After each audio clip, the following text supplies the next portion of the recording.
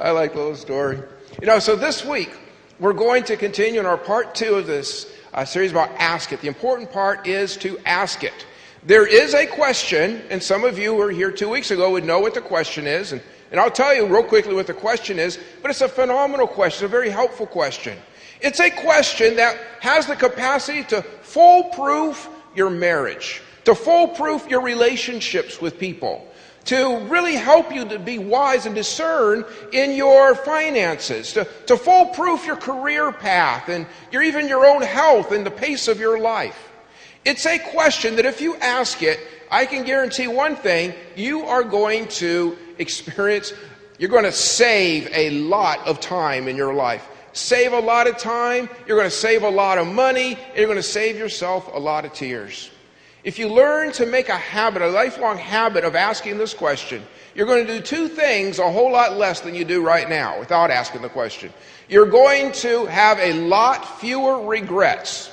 I'm up for fewer regrets in my life. And another thing is, you're not going to have to apologize near as much as you have to apologize for things now, just by asking this question. So what is a question that would impact and really improve our lives so much? Well, when you know the question, you say, you know what, that really would make a big difference. I think it would kind of fix 90% of the problems I have in my life. And so what is that question? That question is, what's the wise thing to do?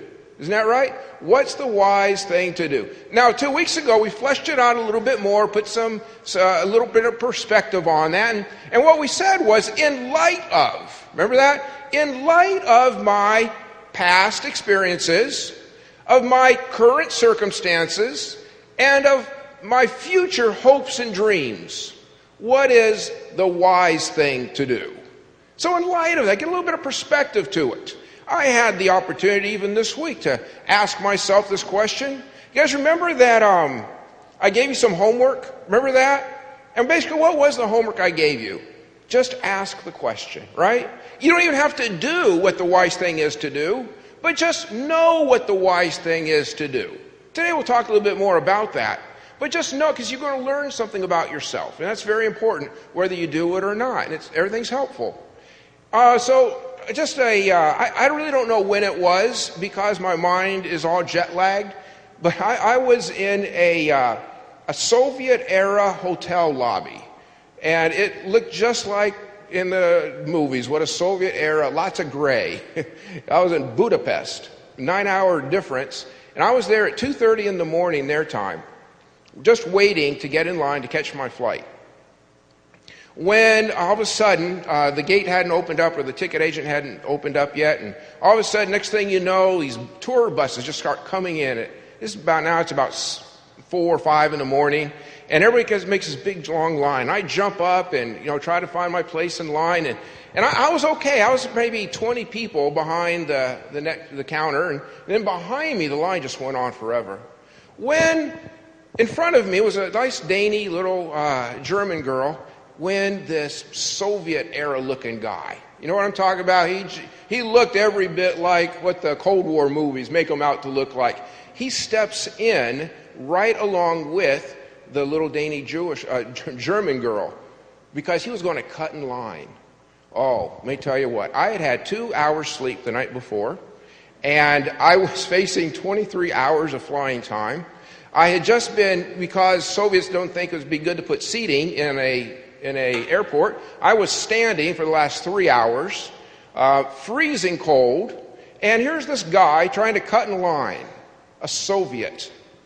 And I'm just thinking right back to the Cold War. Well, here I am, Mr. America, Captain America.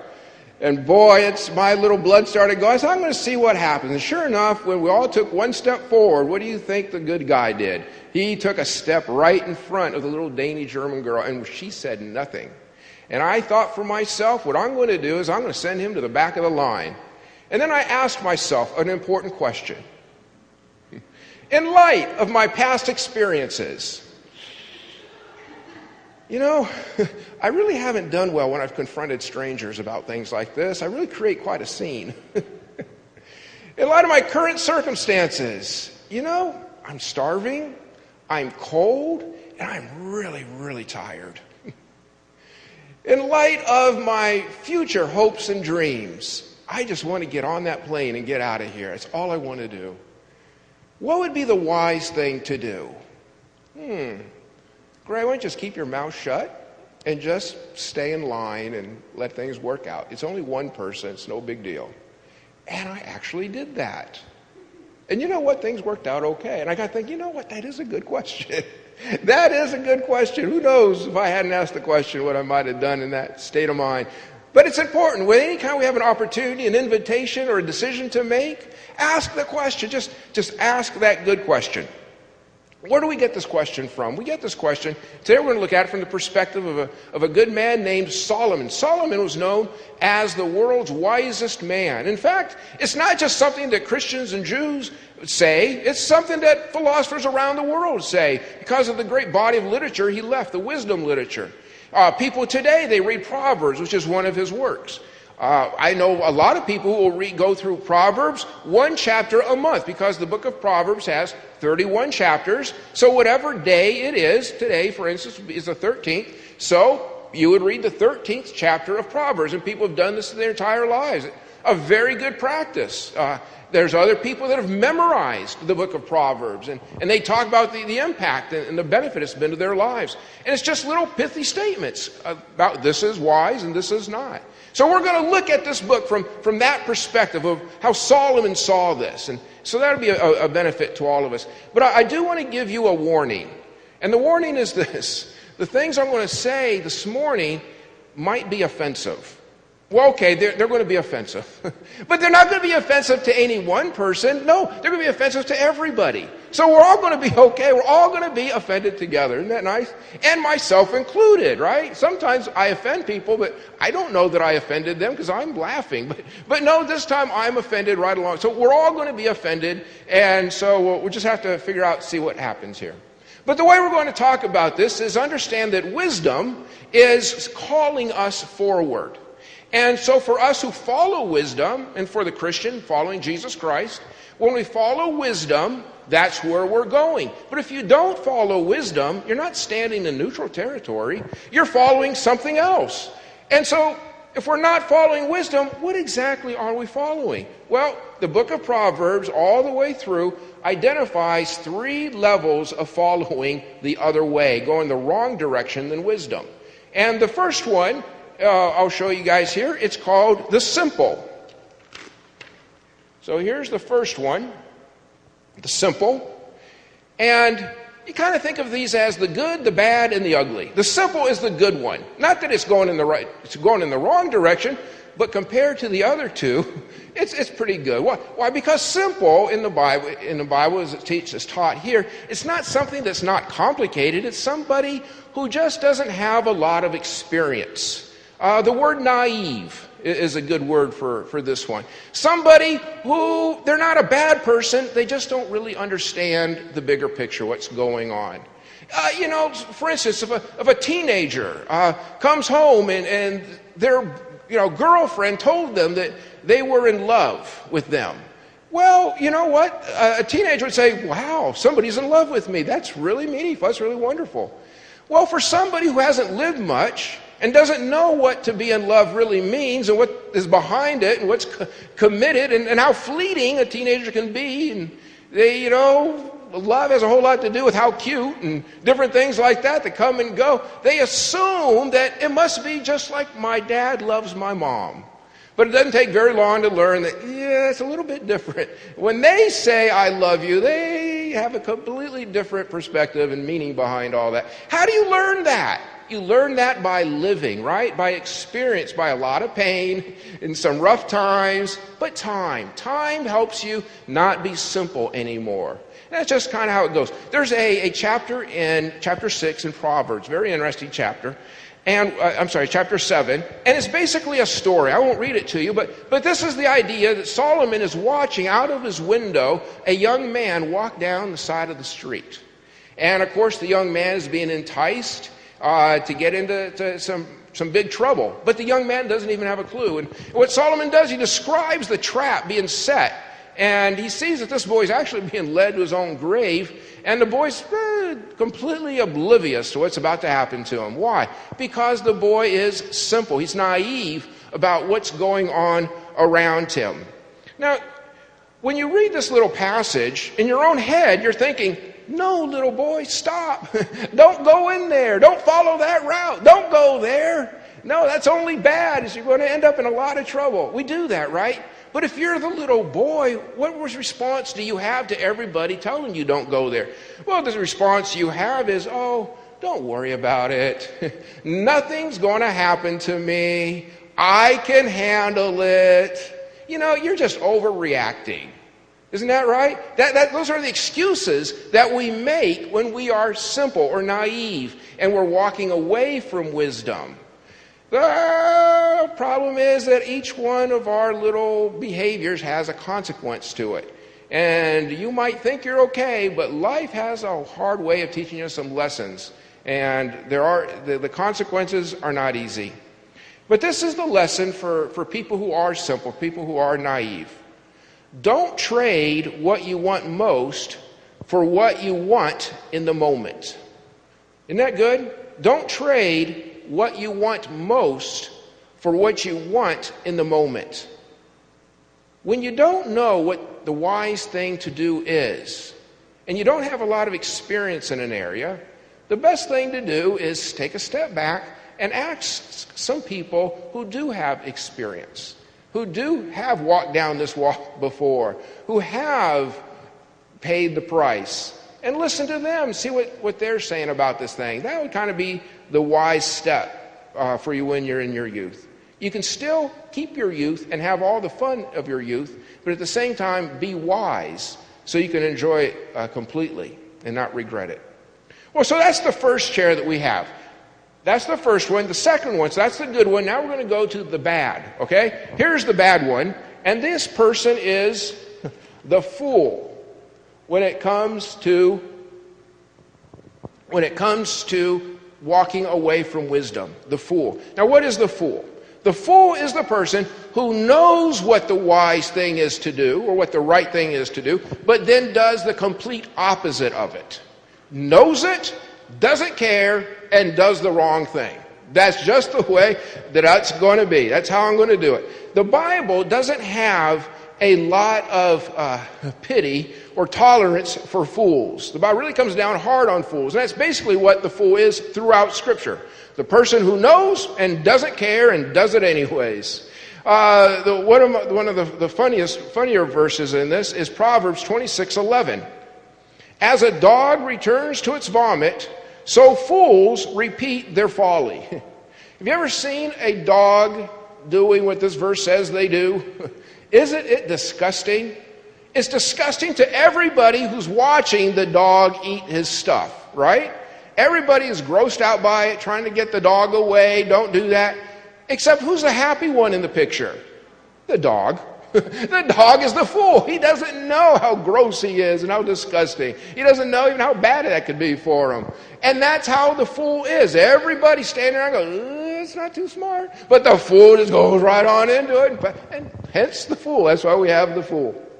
There's another verse, Proverbs 10:23. A fool finds pleasure in wicked schemes. They actually make a sport of this. It's almost like the fool does is, oh, what can I do that's wrong? What can I do that will get me into trouble? What can I do that's going to really be embarrassing? Or what can I do that's really against everybody's rules? Because that's what I'm going to go do, and that's what I'm going to just get. And they just do that, just get in there. And they find pleasure. They actually find pleasure in doing things that are destructive. But the fool will tell you this, hey, what do you care what I do? It's none of your business. It's my life. You make your decisions and I'll make my decisions, okay? Let me do what I want. I know that it's going to cost me. I know that it's going to make me sick. I know that it's going to bankrupt me. I know that it's going to destroy me. But I feel like doing it. And I'm going to do what I want to do. It's my life. Stay away. That's the answer that the fool gives. But is that an honest answer? No, it's not an honest answer, because the fool is not in solitary confinement on some deserted island. The fool lives with the rest of us. And the destruction that happens to the fool has a way of including many people that are around that fool too. Sometimes we look at the fool and watch what they do and we think, oh, I'm not going to get burned by what they do. That's their life. Oh, no. The fool somehow includes all of us. No, the fool's going to make sure that it doesn't affect me. Really? Really? So you really believe that what the fool does is he does not care about his life, but he does care about your life? No. The fool does not care about his health. You can be certain that he does not care about your health. The fool does not care about his safety. He does not care about his financial situation. You can be sure that he does not care for your safety or your financial situation either. And what inevitably happens to every fool? Life happens. Life comes into it and deals them a tragedy. And this is where we find here in Proverbs 13:20. Walk with the wise and become wise, for a companion of fools suffers harm. You can't get away from the fact that eventually life catches up, consequences happen. You always reap what you sow. And what happens to the fool is going to happen to those who are around him. Watch out for that fool. That's our second one. And our third one is very simple too. And now this is the good, the bad. So this one would have to be the ugly. That's right. So here's the ugly. The ugly is the mocker. Now what the mocker is the one who knows, like the fool, what the wise thing is to do, but in their heart, they mock it. And in their relationship with you, they belittle you and make fun of you and put you down and insult you for believing and for living the right way. It bugs them to no end that you are doing the wise thing. They can't stand the fact that you're doing the right thing. And they turn around on you and they will do everything they can to keep you and to embarrass you and to shame you for doing the right thing. That is the mocker. We don't have a lot of mockers in church. And the reason is because they make it very clear that they do not like Christians. They do not like what we believe. They don't agree with it, and they don't think very much of us. So there's really not an atmosphere around mockers that really lends itself to, hey, you want to come to church with me? It's really not that kind of a thing. In fact, the Bible kind of gives us some warnings about the mockers. Proverbs 9, 7, and 8. Whoever corrects a mocker invites insults. Whoever rebukes the wicked incurs abuse. Look at this. Listen to what the Bible, Solomon's saying.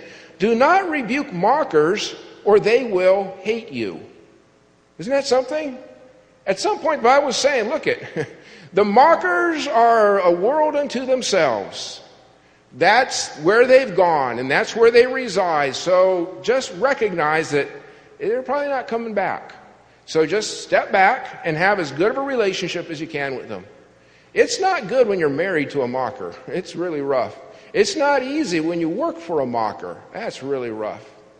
But regardless, we have to have relationships and make the very best that we can. They just don't make it easy to live with them. Here's a nice little verse. Correct the simple, and they won't get you. What? I don't see what you're saying. It doesn't make any sense to me, Dad. Correct a fool, and he'll ignore you. Don't talk to me. Correct a mocker, and he will hate you. Correct the wise, and they will thank you. But here's the kicker. Here's the kicker. The kicker is life happens to everybody. All of us get rained on. All of us reap what we sow. Consequences do not favor one person above anybody else. They all come to us. And when the tragedies, when we hit rock bottom, when it hits us out of the blue, then we all want to be rescued. We're all saying, hey, how do I get out of this mess? Look what I've done. What's happened to me in my marriage? What's happened to me in my relationships? What's happened to me in my finances? What's happened to me in my career? What's happened to me in my health? What on earth is going on here? So we all learn to say, no, I want to change. I don't want to be this way. I need some hope. I need some help. There's a lot of people who never find it after going down this road too far. And there's a simple reason. The first one is because if they're a more simple person, maybe sometimes they just continue in that. They distance themselves from everybody who does have wisdom. And so when it comes time to learn from somebody, there's nobody around to talk to them. Everybody they know is a fool somehow, in some way, and just as simple as they are, they lose touch because they get so far away. The second one is, they keep going and they get into a situation where they hear somebody give them wisdom, but it just goes boom, right over their head. They're oblivious to it. They don't understand it. And they lose the capacity to understand wisdom when they see it. They don't recognize it, staring it straight in the face. And that's another thing that happens if you go too far from wisdom. You just lose all sense of being able to see exactly what it is. And the third one is kind of the saddest of all. The third one is the person who, even knowing what the right thing is to do and seeing it, has developed such a distance from everything else that makes any sense. But they have a stubbornness in their own heart. They have a pride that is so set in place that they absolutely refuse to change. They say, I am completely unwilling to do what it looks like I need to do. And they just keep going down that same road. All of us have known people who have fit in all of these different chairs. In fact, truth is, all of us, myself included, have sat in these different chairs. And there's not a happy story to be told from it. But here in closing, I want to share with you and read through a passage from Proverbs chapter 1. It's kind of a story as it goes along. And remember, wisdom is calling out. Wisdom in the Bible many times is personified as a female, interestingly. Now, do not confuse wisdom with God. This is not God. This is a personification of a person, embodiment, the virtue of wisdom. And so that's kind of what we have going here. And so Proverbs chapter 1, verse 20, out in the open, wisdom calls aloud. She raises her voice in the public square. On top of the wall, she cries out. At the city gate, she makes her speech. How long will you who are simple love your simple ways? How long will mockers delight in mockery and fools hate knowledge? Repent at my rebuke. Then I will pour out my thoughts to you. I will make known to you my teachings.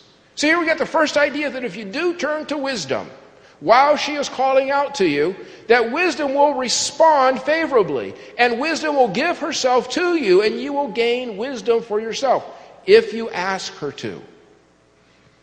But since you refuse to listen when I call, and no one pays attention when I stretch out my hand, since you disregard all my advice and do not accept my rebuke, remember this is wisdom and not God, I in turn will laugh when disaster strikes you. I will mock when calamity overtakes you. When calamity overtakes you, like a storm. When disaster sweeps over you like a whirlwind. When disaster and trouble overwhelm you. Then they will call to me, but I will not answer.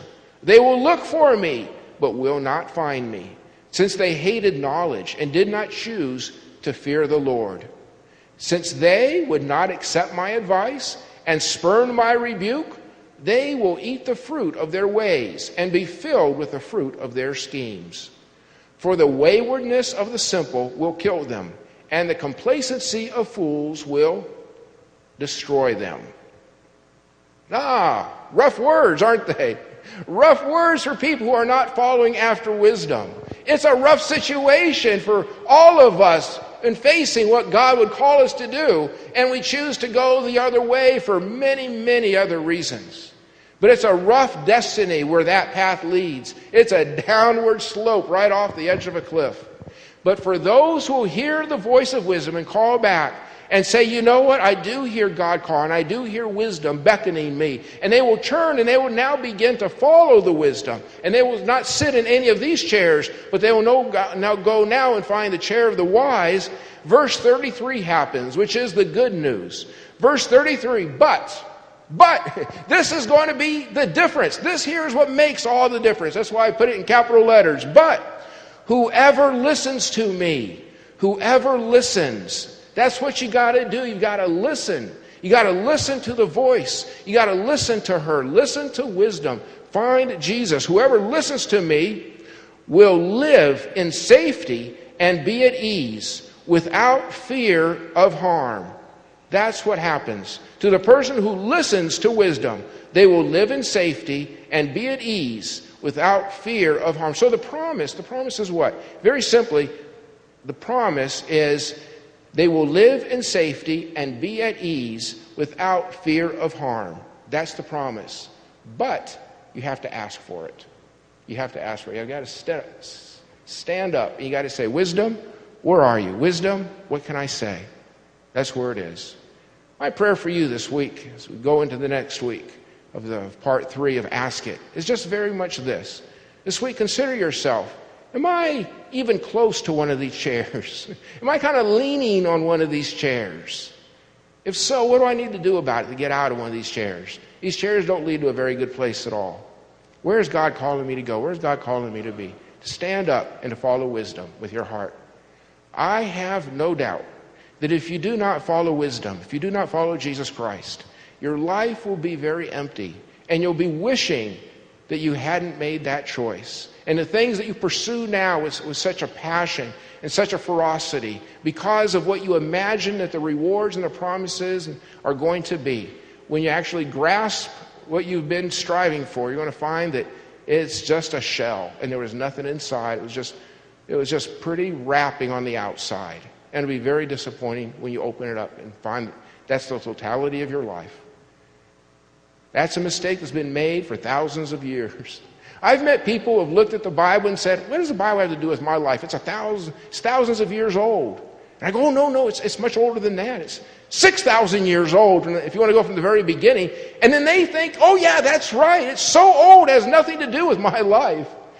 And I just don't understand why something that's so old would be so irrelevant when human beings have not changed in thousands and thousands of years. Our IQs have not gone up in thousands and thousands of years. Our heart has not changed or improved. And maybe it's even gotten a little worse over the thousands and thousands of years. If the Bible has been true for so many thousands of years, and it's been true in every culture of the world, in every language, every lost language, in every lost group, in every lost political situation, if the Bible has been true in every situation that the human being is able to find themselves with, which is many, is it not true for us today? Is it not? Of course it is true for us today. And the call of wisdom is as loud of a call for you and me today as it was for those who heard Solomon say it himself.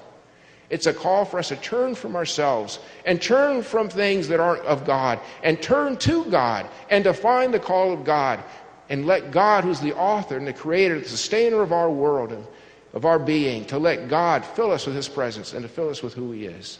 And that's what I'll call us today, to make sure that we're not walking away from wisdom, but we are walking towards Jesus, walking towards the wisdom and listening to that call. Let us pray.